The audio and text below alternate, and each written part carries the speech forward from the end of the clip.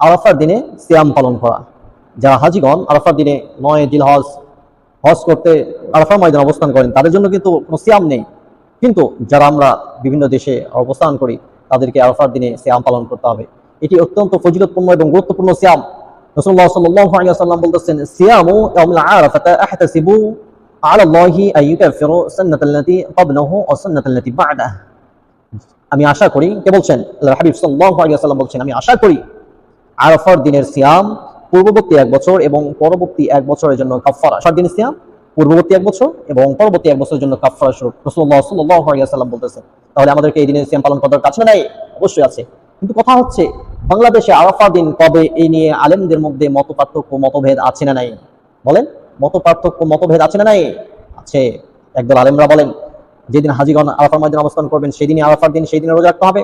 আরেকবার আলেমরা বলেন যেহেতু সেই দিন ঈদের আগের দিন আরাফা, অতএব বাংলাদেশে ঈদের আগের দিনে আরাফার দিন, সেই দিন রোজা পালন করতে হবে। মতভেদ আছে না?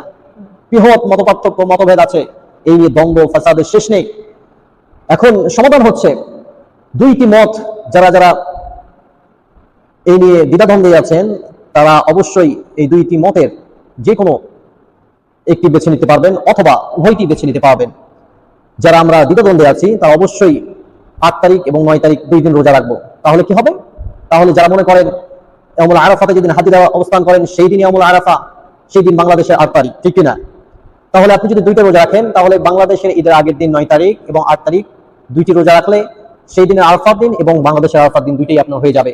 এতে করে কোনো মতপার্থক্য অথবা কোনো ফিতনা দ্বন্দ্ব থাকবে না, ঠিক কিনা বলেন? আমরা কোনো পার্থক্য চাই না, কোনো ফিতনা চাই না, কোনো বিভক্তি চাই না, আমরা চাই ঐক্য। যারা বলেন ঠিক কিনা?